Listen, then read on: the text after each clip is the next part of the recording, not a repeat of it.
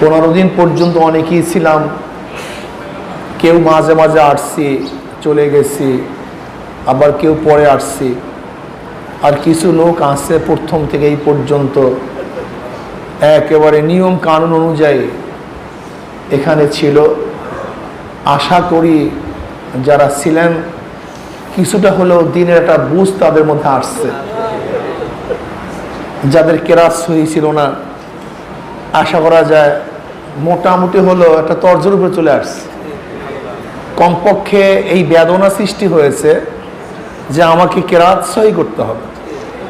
প্রতিদিন মাসলা মাসাইল তালিম হয়েছে, প্রতিদিন দিনই কথাবার্তা আলোচনা এখানে হয়েছে, জিকির আজকার রীতিমতো হয়েছে।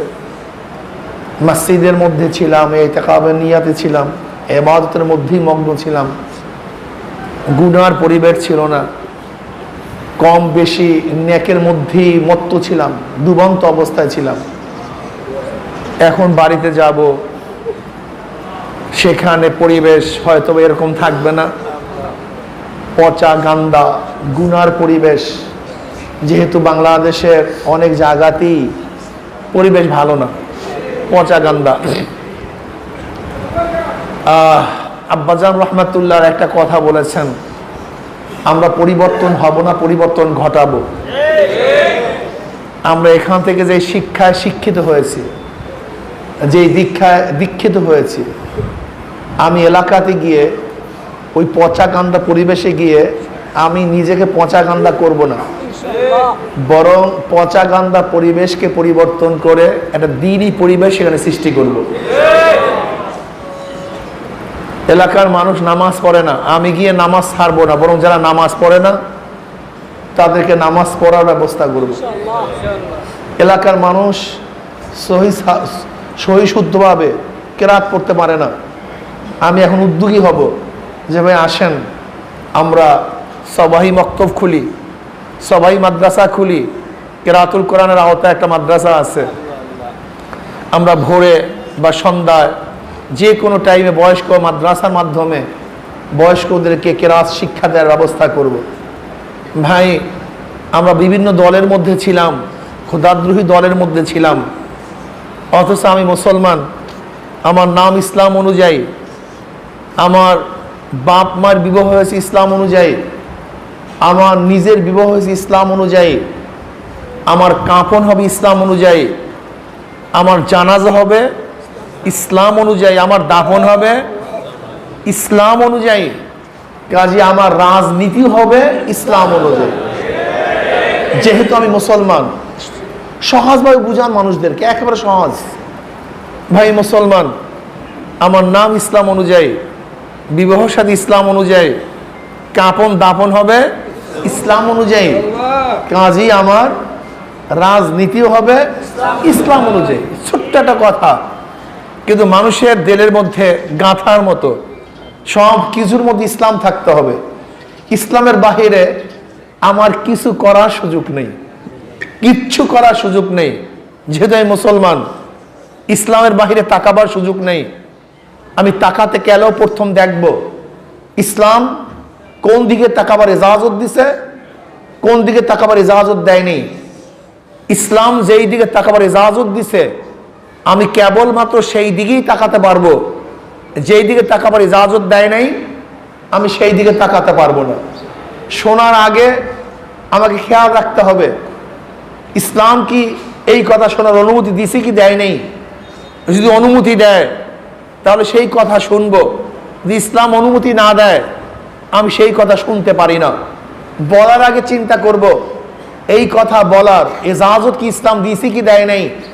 যদি বলার ইজাজত দেয় তাহলে আমি কথা বলবো, ইসলাম যদি ইজাজত না দেয় আমি কথা বলতে পারবো না। হাত চালাবার আগে আমি চিন্তা করব ইসলাম কি এই ব্যাপারে কাজ করতে অনুমতি দিছি কি দেয় নাই। যদি দেয় তো হাত বাড়াবো, যদি ইসলাম অনুমতি না দেয় আমি হাত বাড়াবো না। পাও বাড়াবার আগে চিন্তা করব যে ইসলাম আমাকে অনুমতি দিছি কি দেয় নাই। যদি আমাকে ইসলাম অনুমতি দেয় তো আমি সামনে কদম বাড়াবো, যদি ইসলাম অনুমতি না দেয় আমি কদম বাড়াবো না। ফেকের বা চিন্তা করার আগে চিন্তা করব যে এই চিন্তা করার এজাজত অনুমতি ইসলাম আমাকে দিছে কি দেয় নাই। যদি ইসলাম আমাকে অনুমতি দিয়ে থাকে তো এই চিন্তা ফিকির করব, যদি ইসলাম অনুমতি না দেয় তাহলে এই চিন্তা ফিকির করা যাবে না। ইসলামের বাহিরে কিছু করার সুযোগ আমার নেই। না বিবাহ শাদী করার ইজাজত আছে, না ঘর বাড়ি করার ইজাজত আছে, না ব্যবসা বাণিজ্য করার ইজাজত আছে, না পড়াশোনার ইজাজত আছে, না দল করার ইজাজত আছে। কিচ্ছু করার ইজাজত ইসলামের বাহিরে আমার নাই, যেহেতু আমি একজন মুসলমান। আর আল্লাহ পাক কি বলছেন, উদখুলু ফিস সিলমি কাফা, ইসলামের মধ্যে পরিপূর্ণ প্রবেশ করো। পরিপূর্ণ, আংশিক হবে না। আমরা অনেকেই আংশিক ইসলামকে বিশ্বাস করি, অনেকেই। দেখেন আমরা অনেক ইসলামকে কেমন ভাবে মানি, যেমন এক ব্যক্তি হার্টের ডাক্তারের কাছে গেছে, ডাক্তার সাহেব বলতেছেন হার্টের এই গুরুত্ব ওই গুরুত্ব, হার্টের এই কাজ ওই কাজ, হার্ট ছাড়া মানুষ এক সেকেন্ডও বাঁচবে না। ওই ব্যক্তি চিন্তা করছে আমার হার্টই যথেষ্ট, কিডনি লাংস ব্লাড থাকুক অথবা নাই থাকুক তাতে কিছু আসে যায় না, হার্ট নিয়েই ব্যস্ত। আর এক ব্যক্তি কিডনির ডাক্তারের কাছে গেছে, সে বলতেছে কিডনির এই ডিউটি ওই ডিউটি, এই কাজ ওই কাজ, কিডনি ছাড়া মানুষ বাঁচবে না। উনি কিডনি নিয়ে ব্যস্ত, হার্ট লাংস এবং ব্লাডের কোনো খবরই নেই, শুধু কিডনির ট্রিটমেন্ট নিয়ে ব্যস্ত আছে। এক ব্যক্তি লাংসের ডাক্তারের কাছে গেছে, সে বলতেছে লাংসের এই ডিউটি ওই ডিউটি, ওই কাজ এই কাজ, এই গুরুত্ব লাংসের। সে লাংস নিয়ে ব্যস্ত, কিডনি আর হার্টের খবরই নেই। কেউ ব্লাড নিয়ে ব্যস্ত, কিডনি লাংস হার্টের খবরই রাখে না। আচ্ছা বলেন তো, হার্টের ডাক্তার সাহেব যে হার্টের ফজিলাত বয়ান করছে, গুরুত্ব বয়ান করছে, গুরুত্বের কথা বলছে, উনি কি মিথ্যা বলছে না সত্য বলছে? নাকি মিথ্যা বলছে? আচ্ছা কিডনির ডাক্তার সাহেব কিডনির যে গুরুত্বের কথা বলছে, সত্য বলছে না মিথ্যা বলছে? লাংসের ডাক্তার সাহেব যে গুরুত্বের কথা বলছে, সত্য না মিথ্যা? ব্লাডের ডাক্তার যা বলছে, সত্য না মিথ্যা? সবই সত্য। এখন কি মনে করতেছেন, শুধু হার্ট নিয়ে চললে হবে না অন্যগুলির দরকার আছে? শুধু কিডনি নিয়ে চললে হবে না অন্য কিছুর দরকার আছে? সবই দরকার আছে কি নাই? একই সাথে না ভিন্ন সাথে? একই সাথে না ভিন্ন ভাবে? তা ঠিক আছে, হার্টের গুরুত্ব আছে, হার্ট আব্দুল্লাহকে দিয়ে দিলাম। লাংসের গুরুত্ব আছে, লাংস আব্দুল করিমকে দিয়ে দিলাম। কিডনির দরকার আছে, কিড আব্দুল সত্তারকে দিয়ে দিলাম। ব্লাডের দরকার আছে, ব্লাড আব্দুর রহিমকে দিয়ে দিলাম, ভাগ ভাগ করে দিয়ে দিলাম। কি মানুষ বাঁচবে না? আলহামদুলিল্লাহ। হ্যাঁ, ব্যাস একটা অসুস্থ থাকে থাকুক, তিনটা তো ভালো আছে, বা দুইটা অসুস্থ থাকে থাকুক, দুইটা তো ভালো আছে, বা তিনটা অসুস্থ থাকে থাকুক, একটা তো ভালো আছে, চলবে? কি করতে হবে? একই সাথে, একই জোনার মধ্যে, একই সাথে একই জোনার মধ্যে যদি থাকে কাজ করে তাহলে মানুষটা সুস্থ। যদি ভিন্ন ভিন্ন ভাবে চার জোনার মধ্যে থাকে এবং অসুস্থ থাকে কোনো একটা পার্টস, তাহলে মানুষটা অসুস্থ এবং সে বাঁচবেই না যদি ভিন্ন জায়গায় থাকে। ঠিক ইসলামে বহুত বড় বড় কাজ আছে যেগুলোর ফজিলাত আছে এবং যথাস্থানে ঠিকই আছে, কিন্তু আমরা যারা যেই ডাক্তার সেই বিষয় নিয়ে আলোচনা করি বেমালুম অন্য বিষয়ে ভুলেই যাই, মনেই থাকে না।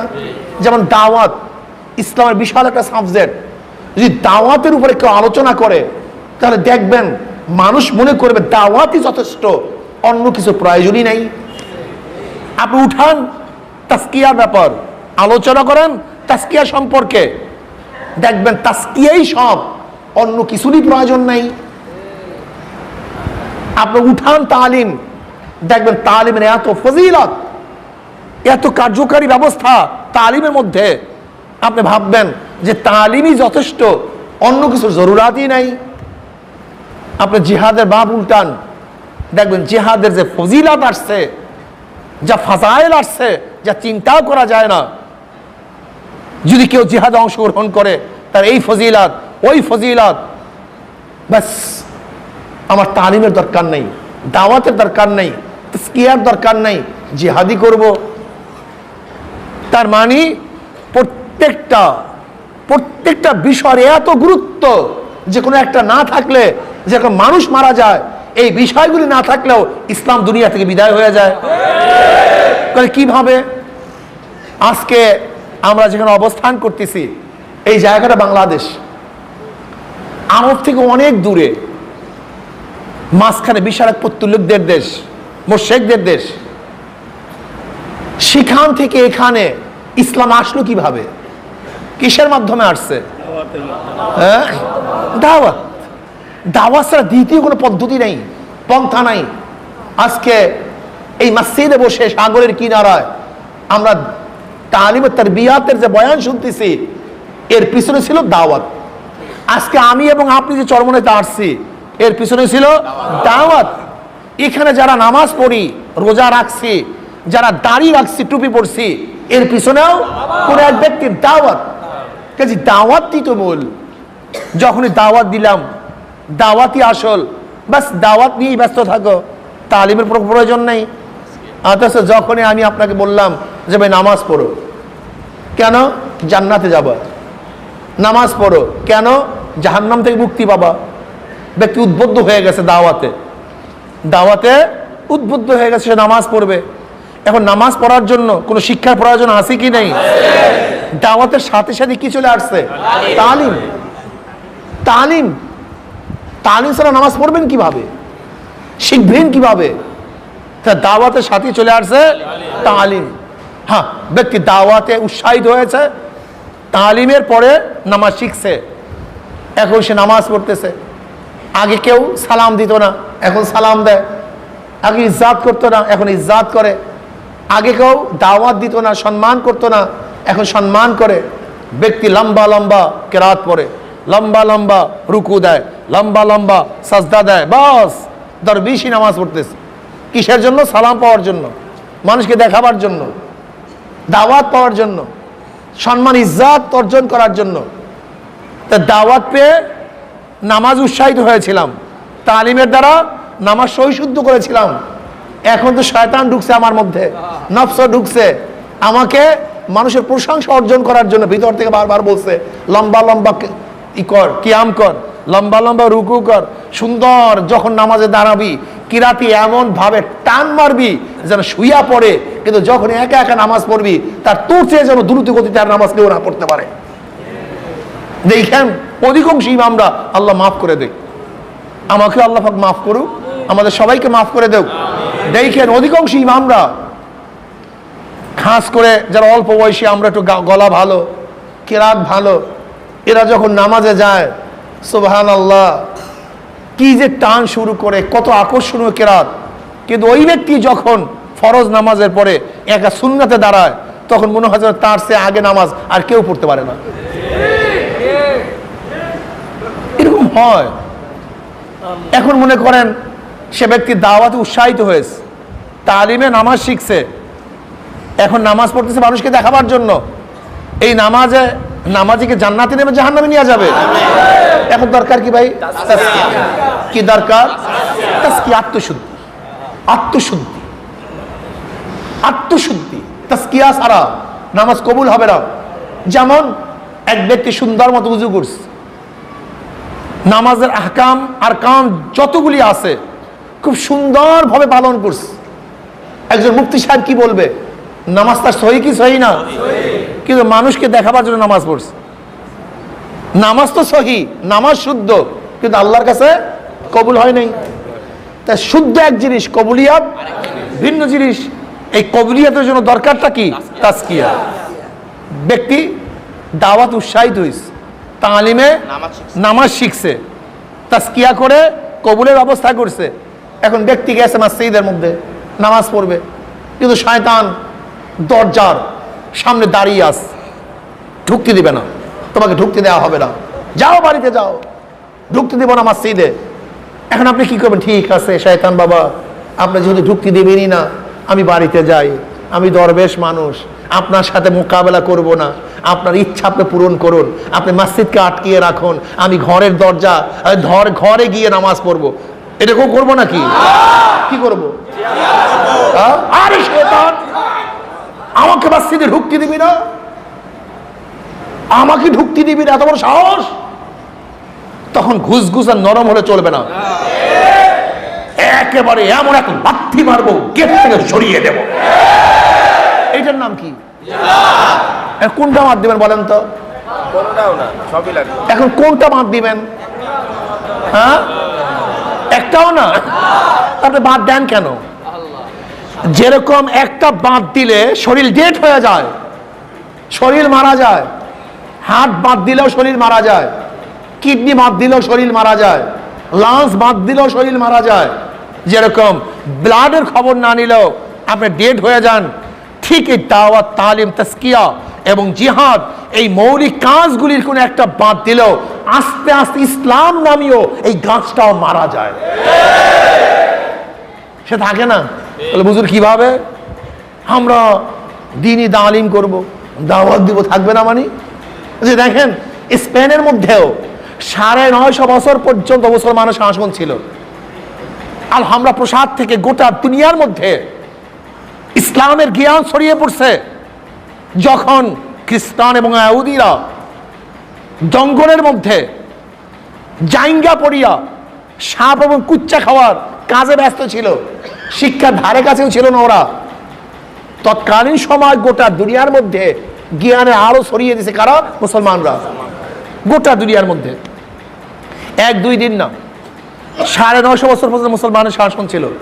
কিন্তু ওই যে জিহাদ নামীয় ওই এক মৌলিক বিষয়কে ছেড়ে দেওয়ার কারণে সেখানে খ্রিস্টানরা দখল করার পরে, আপনি কি জানেন 80-র দশকের আগে একটা মসজিদ স্পেনে ছিল না।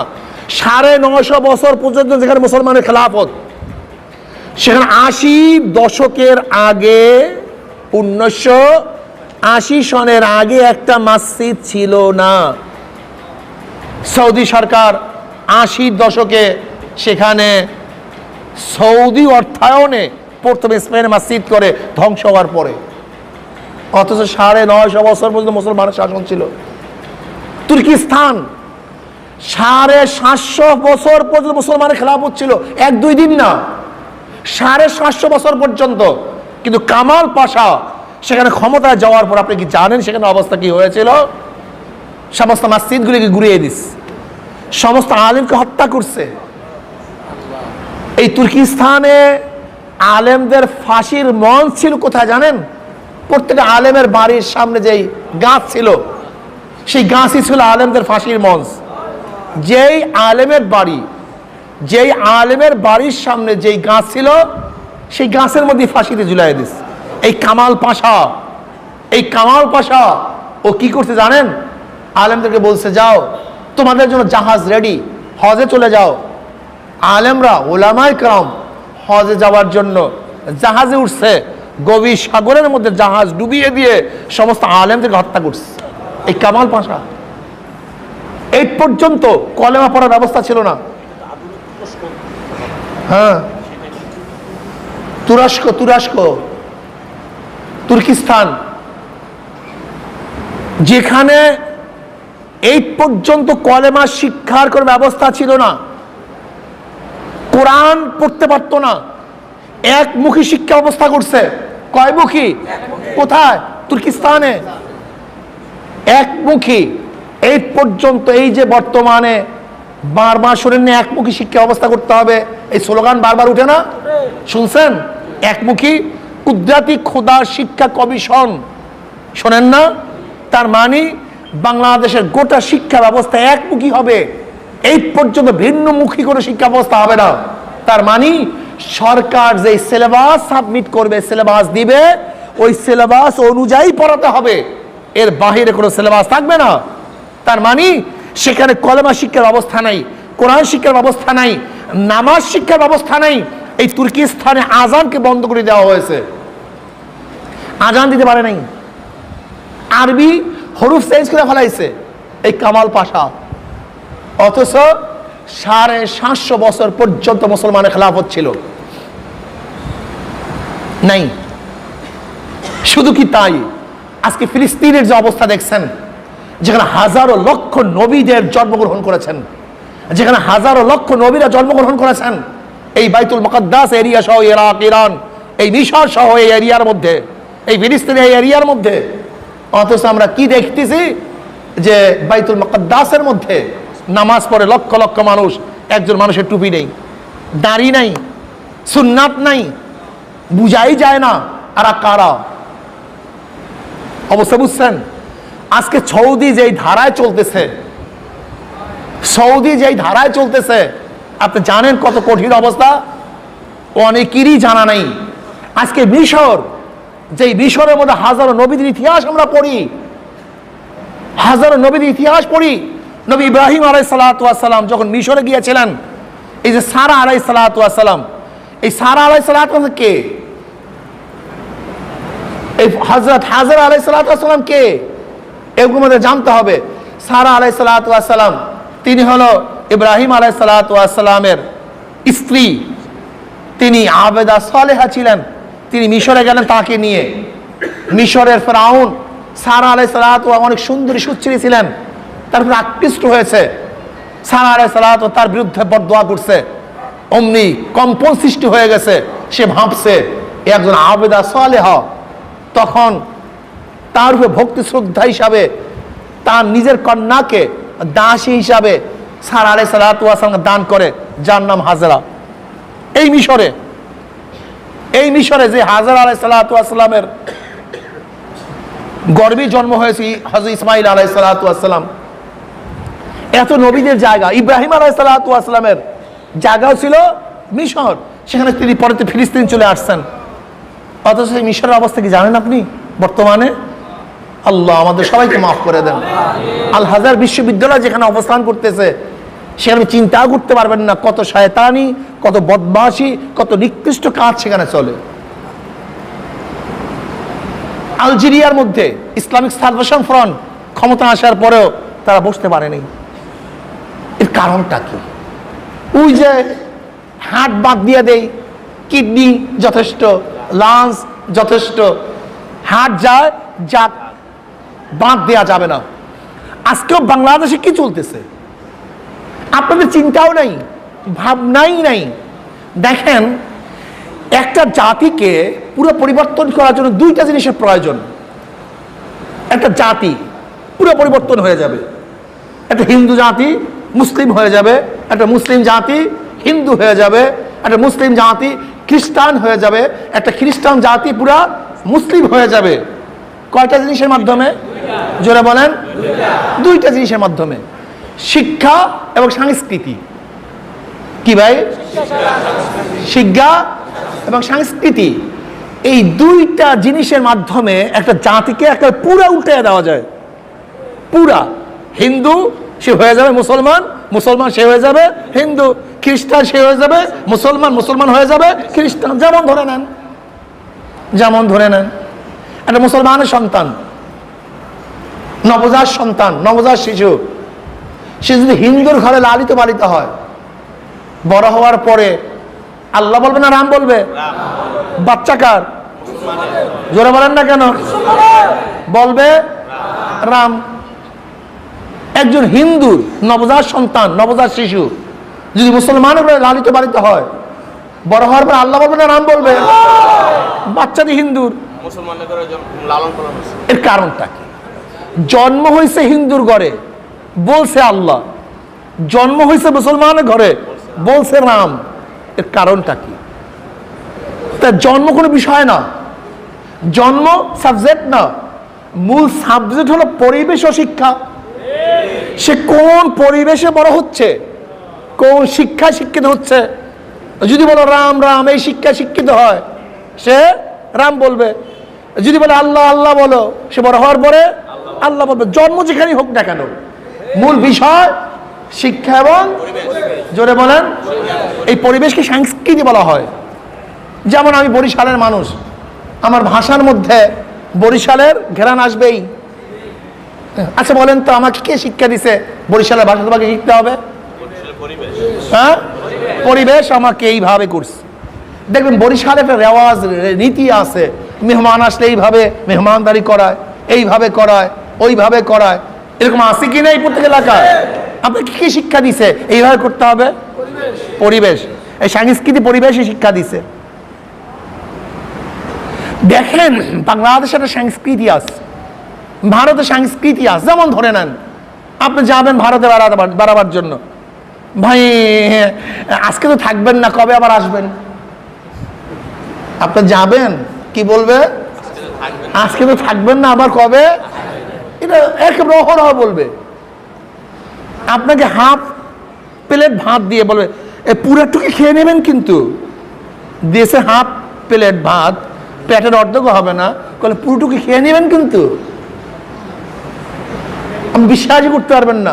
এটা বলে কিভাবে বিশ্বাস করতে পারবেন না? আমরা যান ক্যালকাটায়, এ পরিবেশ সংস্কৃতি, একটা সংস্কৃতি মানুষকে পুরো পরিবর্তন করে দেয়। কখন পরিবর্তন করে দেয়? যেমন ধরে নেন আমাদের যে সমস্ত বাচ্চাদের বয়স 6-7 বছর হয়েছে, ওকে যদি বলেন কাসিম খাও, ও কাসিম খাবে? আপনি কি বলছেন একদিন ফতুয়া দিচ্ছেন কাসিম খাওয়া হারাম মাকরু? ফতুয়া দিচ্ছেন? ও শিখলো কিভাবে? ওর দেমাগে আসলো কিভাবে? আপনি জানেন 6-7 বছরের একটা হিন্দু বাচ্চাকে আপনি গরুর গোশের কথা বলেন যে গরুর গোশ খাওয়াই দেবো, খাবা গরুর গোশ? সে কি করবে? কেন? ও জানছে কিভাবে? পরিবেশ। একটা জাতিকে পরিবর্তন করে দেয় পরিবেশ এবং শিক্ষা। একটা পুরো জাতি, হিন্দুকে মুসলমান, মুসলমানকে হিন্দু, খ্রিস্টানকে মুসলমান, মুসলমানকে। আপনি কি দেখছেন বাংলাদেশের শিক্ষা এবং সংস্কৃতির অবস্থাটা কি? একদিন চিন্তা করছেন? একটা জাতিকে পরিবর্তন করেছে এই 2 জিনিসে। আজকে শিক্ষা অবস্থা জানেন? অথচ খ্রিস্টান এবং ইহুদিরা গাছ বপন করার পরে চিন্তা করে 200 বছর পরে এই গাছে কি ফল আসবে, 100 বছর পরে এই গাছে কি ফল ধরবে, 100 বছর পরে কি অবস্থা হবে। আস্তে আস্তে আস্তে যে আজকে সেদিকে এক অফিসার আসছে, আমি থেকে বললাম যে দেখেন ভারত থেকে আমাদের এই দেশটাকে হেফাজত করার পদ্ধতি কি বলেন তো? আপনি একজন অফিসারকে বললাম আপনাদের সৈন্য এবং ভারতের সৈন্যের মধ্যে ডিফারেন্স আছে কি নেই? আপনাদের সৈন্যের সামনে তো, ভারতের সৈন্যের সামনে তো আপনাদের সৈন্য দাঁড়াতেই পারবে না। অস্ত্রের সাথে ফার ডিফারেন্স, ট্যাঙ্ক তাদের অনেক বেশি, বিমান বেশি, সংখ্যা বেশি, আধুনিক যন্ত্রপাতি বেশি, শিক্ষার হার বেশি, অর্থনৈতিক অবস্থা ভালো, সব দিক থেকে। শুধু কি তাই? 3 দিকে ভারত, একদিকে সাগর। তা বাংলাদেশটাকে ভারতের থেকে বাঁচাবার এবং ডিভাইডেড রাখার, পৃথক রাখার পদ্ধতিটাকে বলেন তো কি দিয়ে করবেন বলেন? আমার দিকে তাকায় আস। আমি বললাম দেখেন অস্ত্র দিয়ে হবে না, সৈন্যের আরোগ্য দিয়ে হবে না, জ্ঞান দিয়ে হবে না, অর্থ দিয়ে হবে না, আধুনিক যন্ত্র দিয়ে হবে না। শুধু একটাই পন্থা, সেটা ঈমান এবং ইসলাম। ঈমান এবং ইসলাম। এর বাহিরে ভারতের সাথে এবং আপনার এবং আমার সাথে ডিভাইডেড রাখার দ্বিতীয় কোন সুরাত নাই। আছে নাকি? এর জন্য ভারত বার চায় এবং খ্রিস্টান, ইহুদি, ইসলামের দুশ্মনরা বারবার চায় একমাত্র ভারত থেকে আলাদা যে ব্যবস্থাপনাটা আছে ঈমান ও ইসলাম, মানুষের মধ্য থেকে ঈমান ও ইসলামকে দূর করে দাও। যুদ্ধের দরকার নাই, এমনিতেই বিজয় হয়ে যাব, এমনিতেই দেশ দখল হয়ে যাবে, এমনিতেই দেশের মানুষগুলি ভারতের গোলামি করতে থাকবে। মানুষ খুব সচেতন হও। তুমি কি জানো হায়দ্রাবাদকে ব্রিটিশ বলছিল তুমি কি পাকিস্তানের সাথে মিলবা না ভারতের সাথে মিলবা না স্বতন্ত্র থাকবা? হায়দ্রাবাদ কি বলছে? আমি স্বতন্ত্র থাকবো, আমি কারোর সাথে মিলবো না। থাকতে পারছে? ভারত দখল করে নিয়েছে। কাশ্মীরকে একই প্রস্তাব দিয়েছিল, তুমি পাকিস্তানের সাথে মিলবা না ভারতের সাথে মিলবা না স্বতন্ত্র থাকবা? সে কি বলছিল? আমি স্বতন্ত্র থাকবো, কিন্তু আজকে থাকতে পারছে না। সিকিম সে আলাদা একটা কান্ট্রি ছিল, কিন্তু আজকে নাই, গ্রাস করে ফেলছে। তোমাকে আমাকে গ্রাস করতে সময় মোটেও লাগবে না।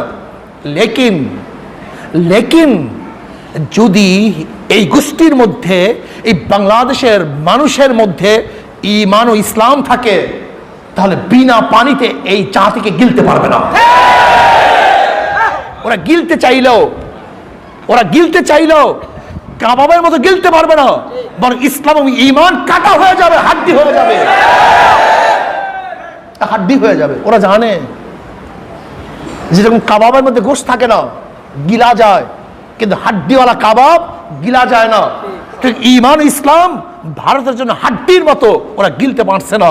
এই জন্য আর টার্গেট আস্তে আস্তে আস্তে আস্তে আমাদের মধ্য থেকে ঈমান ইসলামকে দূর করার অপচেষ্টায় লিপ্ত, এবং মানুষের স্পৃহা উদ্দীপনা ধ্বংস করার চক্রান্ত মধ্যে লিপ্ত। আমি অনেকের দাওয়াতের তামাশা দেখে তাকিয়ে থাকি যে তুই কোন তামাশা। দেখেন, আপনার ছেলেকে দাওয়াত দিবেন, সেই দাওয়াতের পদ্ধতি এবং বাহিরে একটা ছেলেকে দাওয়াত দিবেন একই পদ্ধতি। আপনার মাদ্রাসায় দাওয়াত দিবেন, সেই দাওয়াতের পদ্ধতি ওই দায়ী যখন স্কুলে গিয়ে দাওয়াত দিবে একই পদ্ধতি। আমি আজকে বাচ্চাদের দাওয়াত দেব একই পদ্ধতি, আবার ওই ইউনিভার্সিটির দাওয়াত দেবে একই পদ্ধতি নাকি ভাই? আচ্ছা বেশ ভালো কথা, সংখ্যাগরিষ্ঠ মুসলমানদের দেশে দাওয়াত দেব আর আমেরিকায় গিয়ে দাওয়াত দেব একই পদ্ধতি? হ্যাঁ, বাংলাদেশে সংখ্যাগরিষ্ঠ মুসলমান আর ভারতে সংখ্যালঘু মুসলমান, কাজী ভারতের দাওয়াতের পদ্ধতি আর বাংলাদেশের দাওয়াতের পদ্ধতি একই হবে, ঠিক আছে না ভাই? আশ্চর্য বিষয়। নবী আলাইহিস সালাতু ওয়াস সালাম মুআয বিন জাবাল রাদিয়াল্লাহু কি বললেন? ইয়ামানে যাও, দাওয়াতের পদ্ধতি এই ধরনের, তারা যদি মানে তাহলে এরপরে এইটা, তারা যদি এইটা মানে তারপরে এইটা, তারা যদি এইটা মানে তারপরে এইটা। আর আপনি সব দাওয়াত এক করে ফেলাইছেন, সবার মেজাজ কি এক?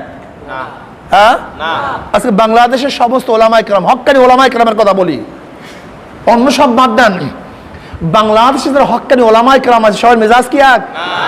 আপনি দেখেন চিটাগাংয়ের ওলামায়ে কেরামের মেজাজ এক ধরনের, সিলেটের ওলামায়ে কেরামের মেজাজ এক ধরনের, ঢাকার ওলামায়ে কেরামের মেজাজ এক ধরনের, বাংলাদেশের ওলামায়ে কেরামের মেজাজ এক ধরনের। আবার বাংলাদেশের মধ্যে যারা হাটাজারিতে পড়ছে তাদের মেজাজ এক ধরনের, যারা পটিয়ায় পড়ছে তাদের মেজাজ ভিন্ন ধরনের। আবার বাংলাদেশের মধ্যে যারা দেওবন্দে পড়ছে তাদের মেজাজ এক ধরনের, যারা নিউটন করাচিতে পড়ছে তাদের মেজাজ ভিন্ন ধরনের।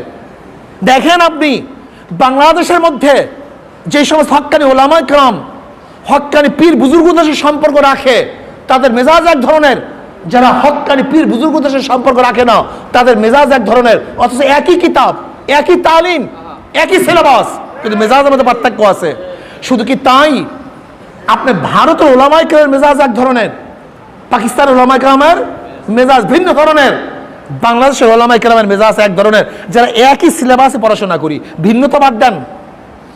দেখবেন দেওবন্দের ওলামায়ে কেরামের বয়ান শুনেন, দেখেন তাদের বয়ান, দেখেন তাদের আলোচনা, শুনেন তাদের আলোচনা, শুনেন তাদের মাসআলা, তারা সব সময় দেখবেন শান্তি শান্তি শান্তি শান্তি শান্তি শান্তির দাওয়াত দাওয়াত, বাস।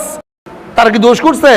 না, তাদের মাহওয়াল, তাদের মাহওয়াল, তাদের পরিবেশ, তারা সংখ্যালঘু, সেখানে সংখ্যাগরু হিন্দু, এবং সেখানে কট্টরপন্থী শয়তানরা আছে যারা মুসলমানদের বিদ্বেষী, কাজে সেখানে মুসলমানদের কিভাবে হেফাজত করতে হবে সেইভাবেই তারা আলোচনা করে। আবার পাকিস্তানের ওলামায়ে কেরামের বয়ান শুনেন, দেখবেন তাদের বয়ানের মধ্যে ভিন্নতা আছে, গরমিয়াত আছে, একটা নতুনভাবে স্বাধীন করার, শাসন করার, ইসলামী হুকুমাত কায়েম করার আলোচনা তাদের মধ্যে আছে। শোনেন আপনি, দেখবেন দেওবন্দের ওলামায়ে কেরামের মাসালা কাদিমের মধ্যে খুব বেশি পারদর্শী, খুব বেশি পারদর্শী মাসালা কাদিমের মধ্যে, কিন্তু মাসালা জাদিদের মধ্যে পাকিস্তানের ওলামায়ে কেরাম বেশি পারদর্শী। এখন আপনি কাকে গায়ের হক মনে করবেন? কাকে হক মনে করবেন? সবাই তো হক, কিন্তু পরিবেশ এক না।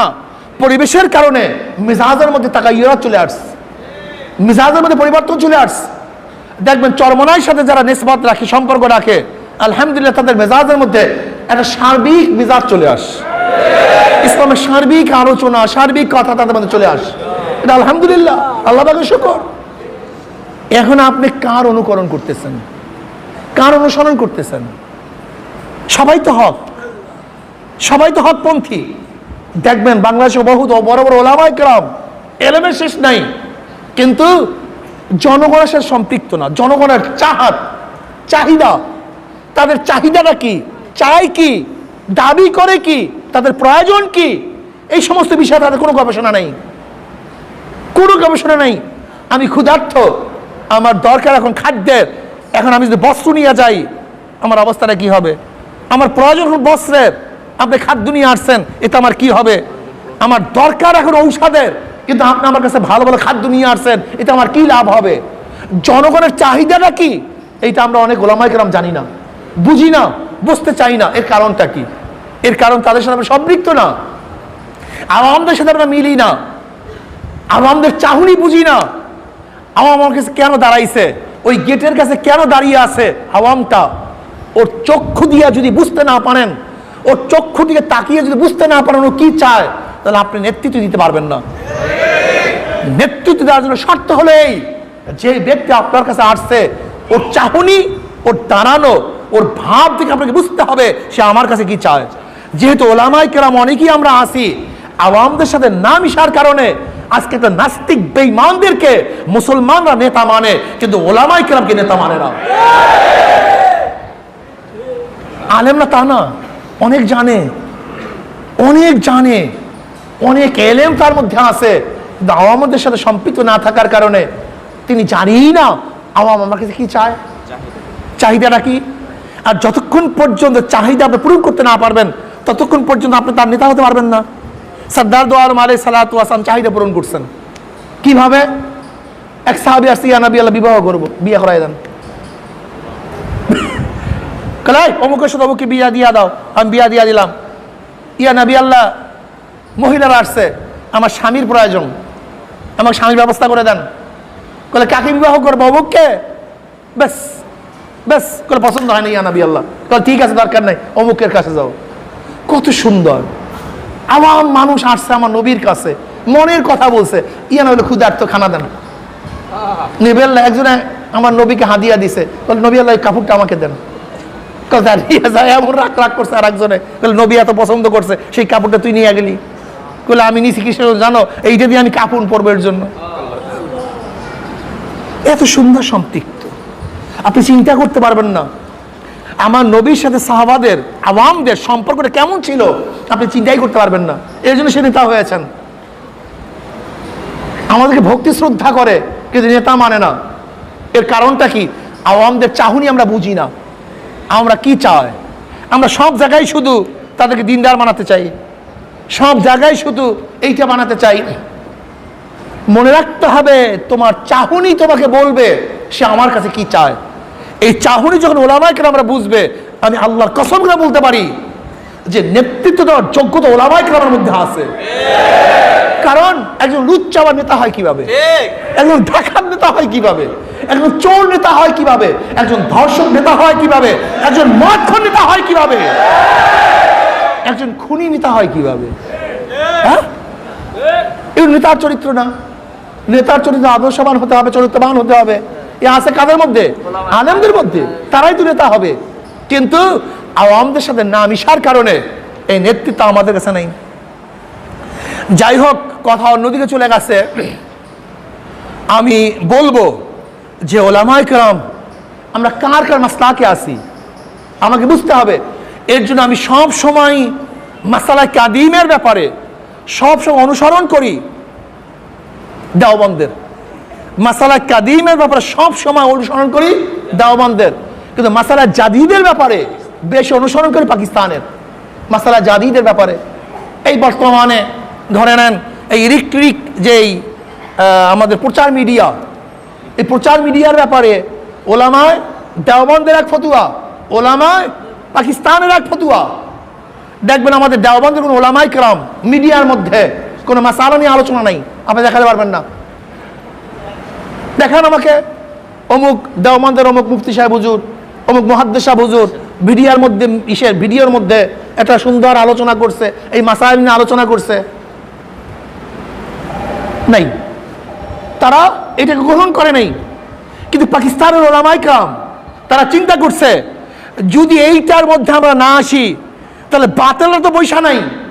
এখন মানুষ এই মাহফিলে গিয়ে, মানুষ জনসভায় গিয়ে কিতাব পড়িয়া এলেম অর্জন করার মেজাজ এখন মানুষের মধ্যে নাই। এখন তারা শুইয়া শুইয়া এলেম অর্জন করতে চায়, শুইয়া শুইয়া মাসালা জানতে চায়। ল্যাপের মধ্যে মাসালা জানতে চায়। এখন যদি আমরা মিডিয়া ছেড়ে দেই তাহলে বাতিলটা দখল করে ফেলবে। আল্লাহ না করুক যদি পাকিস্তানের ওলামায়ে কেরাম ইজতিহাদ না করতেন তাহলে দেখতেন এখন সব লামোজাবি হয়ে গেছে মিয়া। যত ফতোয়া দিতেন কোনো কাজ হইতো না, যত ফতোয়া দিতেন দেখেন সব এখন ডাক্তার জাকির নায়কের ভক্ত হয়ে গেছে, সব জামাতিদের ভক্ত হয়ে গেছে, সব লামোজাবিদের ভক্ত হয়ে গেছে। কিন্তু ওলামায়ে কেরাম যেহেতু ওদের জবাব মিডিয়ার মধ্যে দিয়েছেন, এর জন্য দুইটা পার্থক্য করতে পারে, এইটা সাথে জবাব পেয়ে যায়। আমি বলবো না যে দেওবন্দি ওলামায়ে কেরাম হক না, তাদের ইজতিহাদে তারা ঠিক আছেন, কিন্তু যদি এই সময় ইজতিহাদ ওলামায়ে কেরাম না করতেন তাহলে আমি মনে করি আমার দৃষ্টিতে অনেকটা ক্ষতি হয়ে যেত, যেটা পুষাইতে অনেক সময় লাগতো। কিন্তু ওলামায়ে কেরাম আলহামদুলিল্লাহ সাথে সাথে মাসালা জাদিদের ব্যাপারে তারা ফতোয়া দিয়ে আসছেন। এর জন্য বলছি যে বর্তমান জমানায় কোন ওলামায়ে কেরামের আপনি অনুকরণ করবেন। আমি তো এইমাত্র বললাম ওলামায়ে কেরামের মেজাজের মধ্যে পার্থক্য আছে। এই অনুকরণ করার আগেই চিন্তা করবেন কার অনুসরণ করব। এই কথা বলার উদ্দেশ্যটা কি, আমার এতক্ষণ কথা বলার উদ্দেশ্যটা কি? প্রথমে দেখবেন বহুত বড় বুজুর্গ, বহুত বড় আলেম, বহুত বড় মুহাদ্দিস, কিন্তু তার মেজাজটা কি, সে কি চায়, প্রথম সেইটা দেখবেন। কোনো সন্দেহ নাই, এ বুজুর্গ কোনো সন্দেহ নাই, আলেম কোনো সন্দেহ নাই, কিন্তু তার মেজাজটা কি। এই মাত্র আমি কি বললাম, বিভিন্ন ওলামায়ে কেরামের মেজাজের মধ্যে পার্থক্য আছে কি নাই? এখন আপনি কার অনুসরণ করবেন? এক কথায় উদখুলু ফিস সিলমি কাফা, জনাবে মুহাম্মদ রাসূলুল্লাহ সাল্লাল্লাহু আলাইহি ওয়াসাল্লাম 23 বছরের জিন্দেগি নিয়ে, কয় বছরের? শুধু মক্কি না, শুধু মাদানী না, শুধু হিজরাতি না, শুধু জিহাদি না, শুধু জিকিরি না, শুধু তাজকিয়া না, 23 বছরের জিন্দেগি নিয়ে কি আলোচনা করে, 23 বছরের জিন্দেগির উপরে মানুষকে উঠাবার কে চেষ্টা করে। আমরা এই সমস্ত ওলামায়ে কেরাম অনুকরণ করব। যদি করি তাহলে ইনশাআল্লাহ আমরা হক পথে থাকবো। আজকে হোক কালকে হোক, একদিন না একদিন এদেশে ইসলামী হুকুমত কায়েম হবেই হবে ইনশাআল্লাহ। এই মেজাজের মধ্যে পার্থক্য আছে। হার্ট গুরুত্বপূর্ণ, লাংস বলেন, কিডনি, ব্লাড ভিন্ন ভিন্ন থাকবে না একই মধ্যে থাকবে? এবার আসুন, দাওয়াত গুরুত্বপূর্ণ, তালিম গুরুত্বপূর্ণ, তাজকিয়া গুরুত্বপূর্ণ, জিহাদ ভিন্ন ভিন্ন না? আমি দাওয়াত দেব, আমি তালিম করব, আমি তাজকিয়া করব, আমি অন্যের মোকাবেলা করব, এইটাই তো নিয়ম। হ্যাঁ, তবে অবশ্যই আমি বিশ্বাস করি যার মধ্যে চারোটা জিনিস একই সাথে সুস্থ, একই সাথে সে পূর্ণ সুস্থ মানুষ।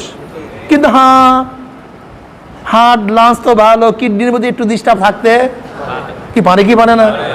কিডনি, লাংস তো ভালো, ব্লাডের মধ্যে কিছুটা সমস্যা থাকতেই পারে, কিন্তু মারা যাবে না, কিন্তু অনুপস্থিত থাকতে পারবে না, দুর্বল থাকতে পারে। অনুপস্থিত থাকলে আবার শেষ, দুর্বল থাকলে বেঁচে আসো কিন্তু দুর্বল। ঠিক তদ্রুপ মানুষের মেজাজ এক ধরনের না, মেজাজের মধ্যে পার্থক্য আছে।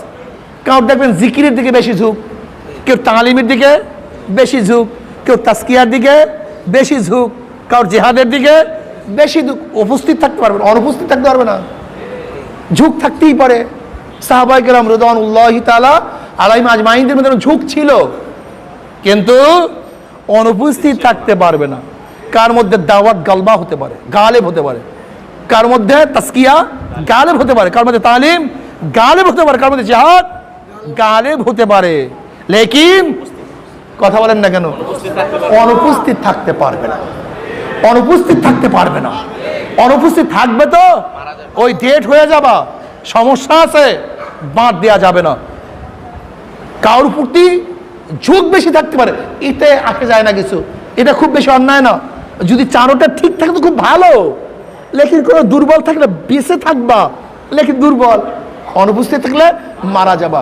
ঠিক দাওয়াত, তালিম, তাজকিয়া, জিহাদ, এই চারোটা জিনিস আমাদের মধ্যে উপস্থিত থাকতে হবে। দুর্বলতা কিছুটা থাকতে পারে, কিন্তু অনুপস্থিত থাকতে পারবে না। কি রাজি আছেন? আলহামদুলিল্লাহ, আল্লাহ আমাদের শুকর, আল্লাহ কবুল করে নেন। এরপর আসুন আমাদের দুইটা অংশ, পুরুষ মহিলা। পুরুষ মহিলা দেখেন, আজকে অন্যদিকে চলে গেছি। যুগে যুগে ইসলামের খেদমত যেরকম পুরুষ আঞ্জাম দিয়েছে, আমার মা বোনেরা তার থেকে মোটেও কম না, বরং অনেক জায়গায় অনেক বেশি।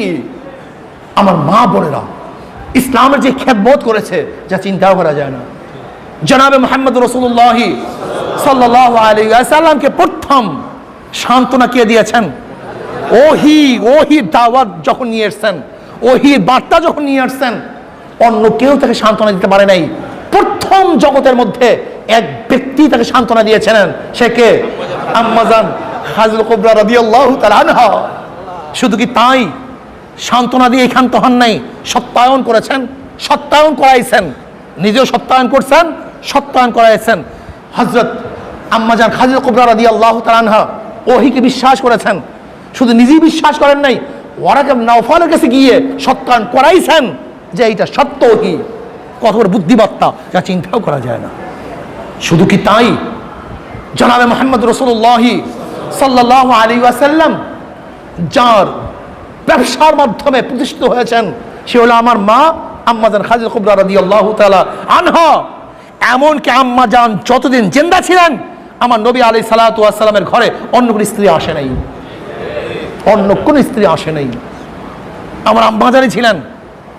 এরপর আসুন, পুরো ইসলামের জগতের মধ্যে প্রথম শাহাদাতের মর্যাদা, ইসলামী জগতের মধ্যে প্রথম শাহাদাতের মর্যাদা কোনো পুরুষ অর্জন করতে পারে নাই, বরং ইসলামের জগতের মধ্যে প্রথম শাহাদাতের মর্যাদা অর্জন করেছেন সুমাইয়া রাদিয়াল্লাহু তাআলা আনহা।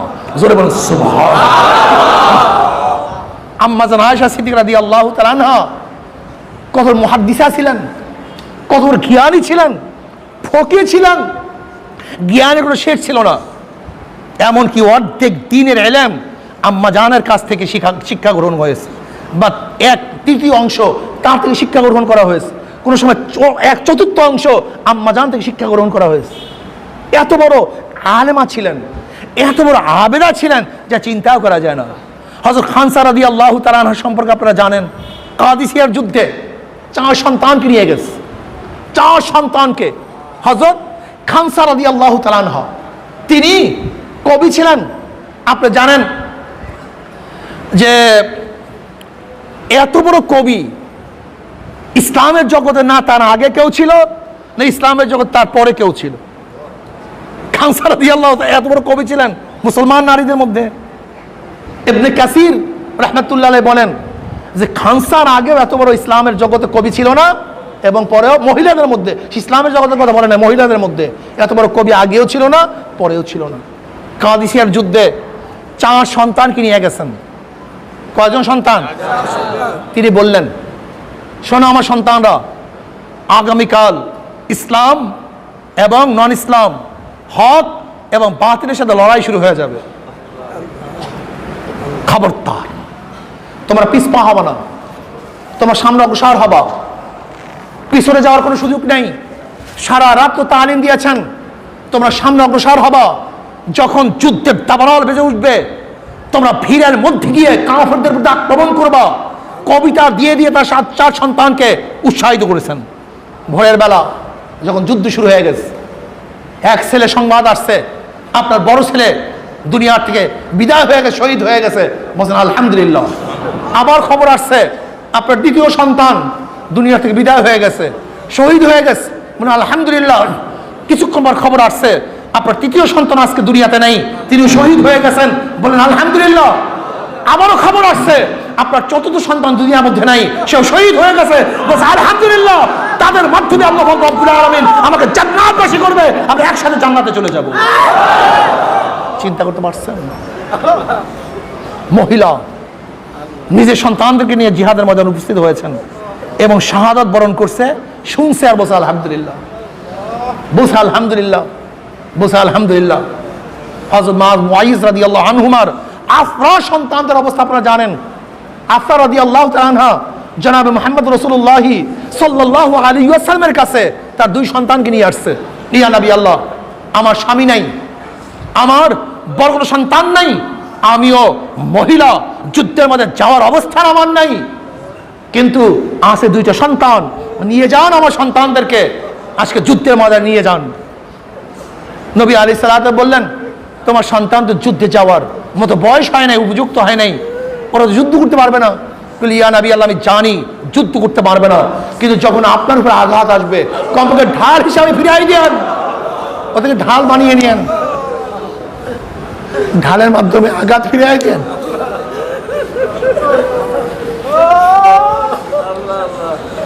মহিলা, মুসলিম মহিলা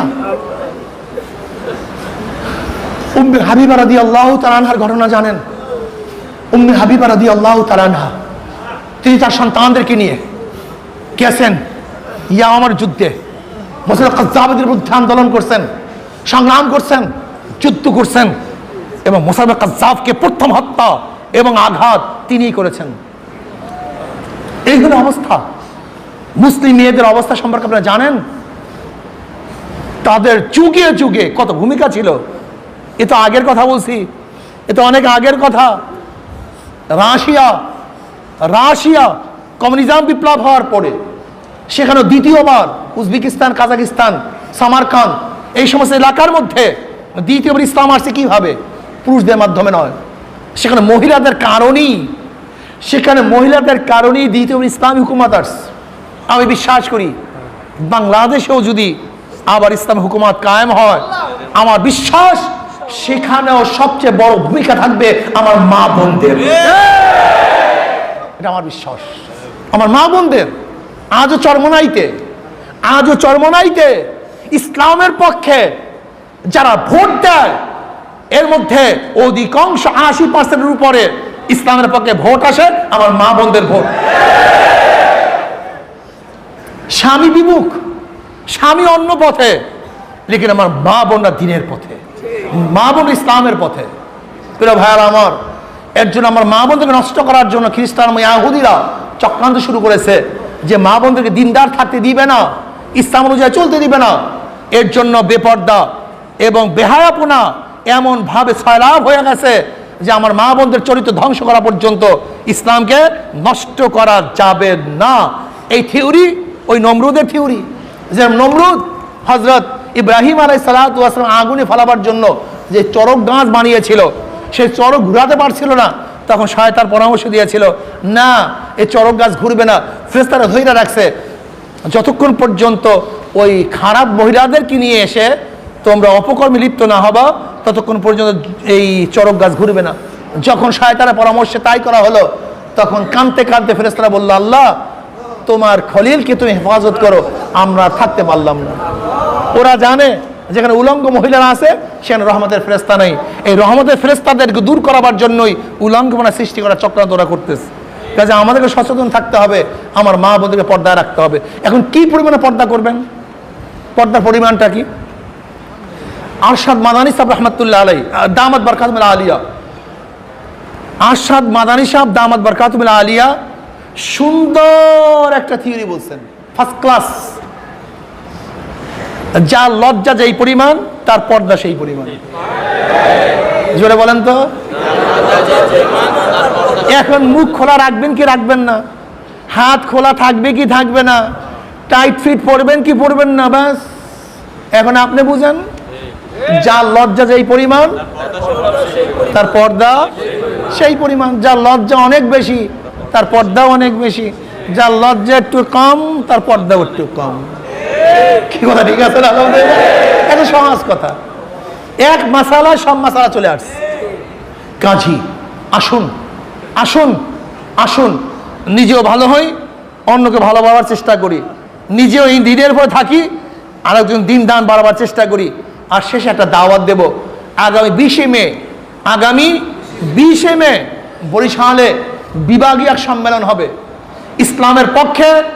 ইসলামের পক্ষে মদের বিরুদ্ধে এবং শিক্ষাঙ্গন থেকে ইসলামী শিক্ষা উঠিয়ে দেওয়ার যে চক্রান্ত চলতেছে এর বিরুদ্ধে বরিশালে এক বিভাগ সম্মেলন হবে। ইনশাআল্লাহ আমি চরমনের সমস্ত বাবাদেরকে বলবো, চরমনের সমস্ত মানুষদেরকে বলবো, চরমনের একটা মানুষ অনুপস্থিত থাকবে না। আশেপাশে যতগুলি জেলার মধ্যে যত ইউনিয়ন আছে, একটা ইউনিয়নের মুসলমান মুমিনরা অনুপস্থিত থাকবে না। এবং বিভাগের যারা আছেন সবাই ইনশাআল্লাহ সেই সম্মানে উপস্থিত হবে। রাজি আছেন ইনশাআল্লাহ? কি রাজি আছেন ইনশাআল্লাহ? কে রাজি? নারায়ে তাকবীর, নারায়ে তাকবীর। আল্লাহ আমাদের সবাইকে কবুল করে।